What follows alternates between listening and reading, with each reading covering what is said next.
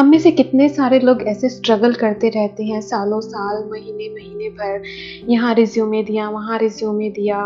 Job के offers तो आते हैं, लेकिन आप इंटरव्यू क्लियर नहीं कर पाते, या कुछ भी ऐसा इशू आ जाता है कि आप जॉब को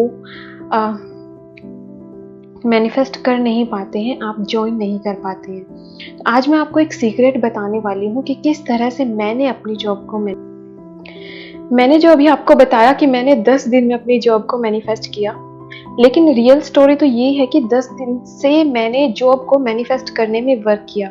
लेकिन उससे पहले जो सालों साल की अपनी मेहनत थी मेरे ऊपर, जो मैंने की थी अपनी वाइब्स को रेज करने के लिए, वो शायद बहुत ही कम यूट्यूबर आपको बता पाते हैं।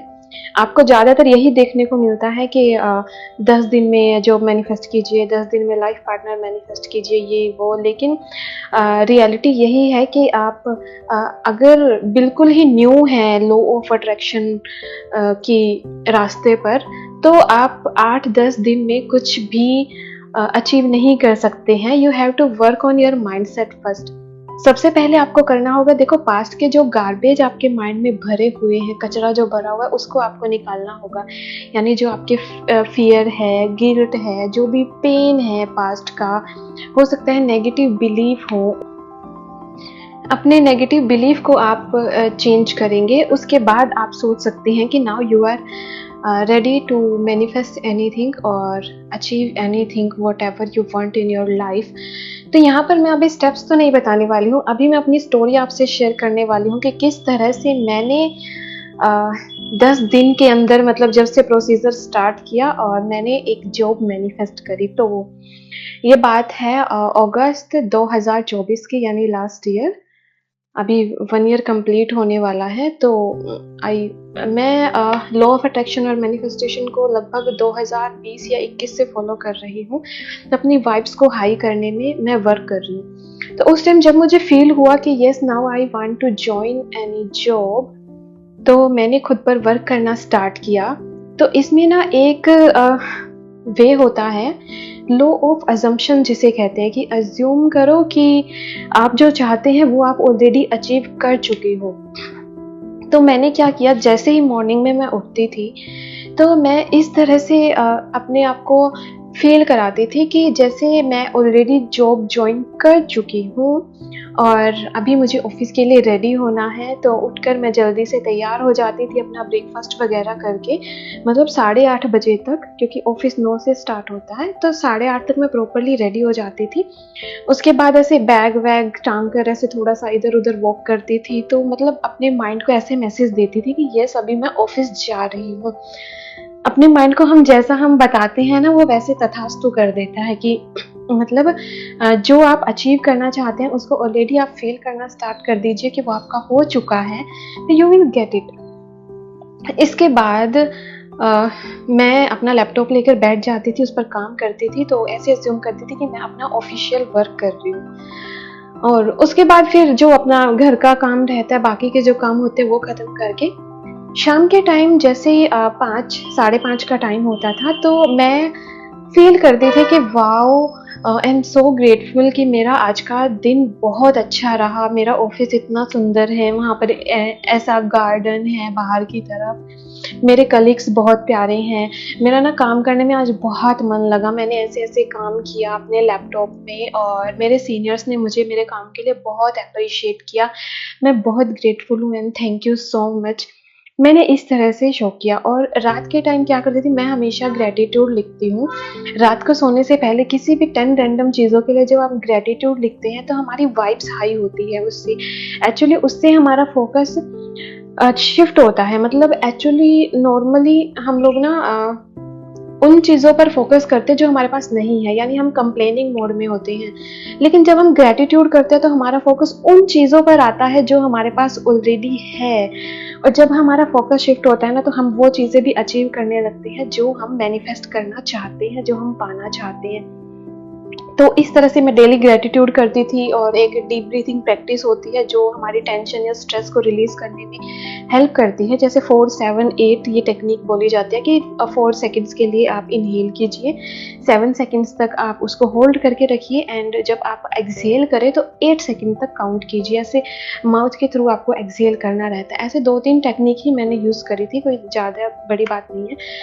उसके बाद क्या होता है कि मैं लिंक्डइन पर लगातार चेक करती रहती थी, और जो भी साइट हैं ऑनलाइन जॉब के लिए जहां हम अप्लाई कर सकते हैं वो चेक करती रहती थी कंटिन्यू, कि कहीं ना कहीं कुछ मिले, कोई जॉब, कोई ऑफर आए।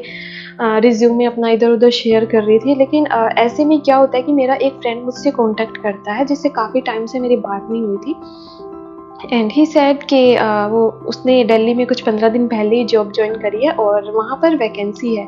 देखिए यूनिवर्स इस तरह से काम करता है। मैंने उसे नहीं बताया कि मुझे जॉब चाहिए या कुछ भी, मेरी उससे बात भी नहीं हो रही थी, लेकिन ये यूनिवर्स की प्लानिंग थी कि उसने बताया कि जब उसकी ज्वाइनिंग थी तो एक और लड़की ने ज्वाइन किया था, और अब वो लड़की किसी वजह से ऑफिस आ नहीं पा रही है, कंटिन्यू नहीं कर पा रही है, तो वो उसकी जगह अभी खाली है, तो तुम ट्राई करके देख लो। तो मैंने बोला कि ठीक है, मुझे तो जॉब चाहिए, और तुम ना एक बार कंफर्म पता करके बताओ मुझे अपने एचआर से बात करके।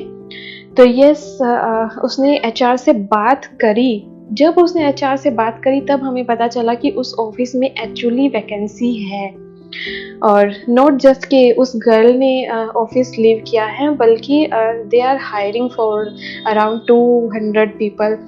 तो आई वॉज वेरी हैप्पी। तो मैंने अपना रिज्यूमे शेयर किया, और नेक्स्ट डे ही मेरे पास मैसेज आ जाता है कि इंटरव्यू के लिए आपको आना है। इसके बाद एक प्रॉब्लम और थी।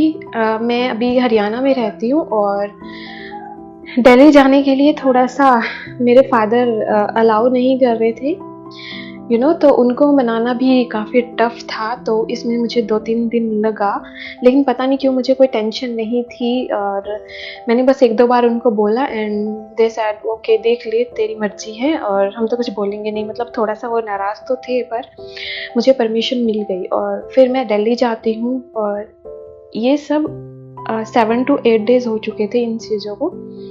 दिल्ली जाती हूँ, 2 दिन के बाद मेरा वहाँ इंटरव्यू था। मैं इंटरव्यू के लिए गई और मेरा सिलेक्शन हो जाता है।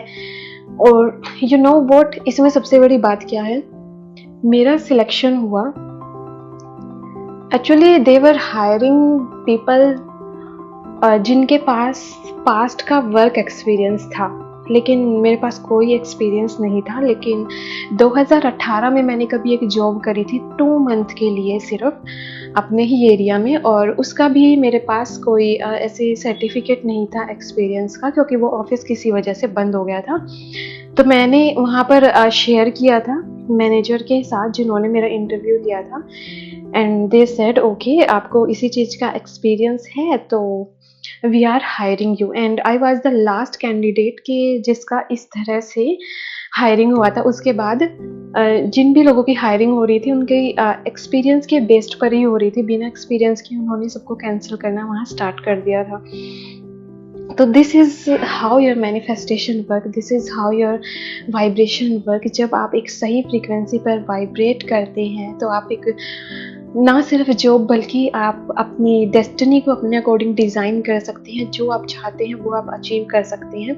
मेरा वहाँ इंटरव्यू हुआ, और सिलेक्शन होने के बाद मेरे पास मेल आ गई थी कि यू कैन ज्वाइन, और उसके बाद 1 मंथ के बाद मेरी वहाँ पर ज्वाइनिंग थी। यस, और इसके बाकी की स्टोरी मैं अगली वीडियो में बताऊंगी, क्योंकि मैंने एग्जैक्ट वो चीज़ें मैनिफेस्ट करी थी कि जैसा मैं चाहती थी, यानी कितने मेरी सैलरी होनी चाहिए और किस तरह का ऑफिस होना चाहिए। तो उसका जो पूरा प्रोसीजर है ना, वो मैं आपको नेक्स्ट वीडियो में बताने वाली हूँ, क्योंकि ऑलरेडी वीडियो बहुत लॉन्ग हो चुकी है।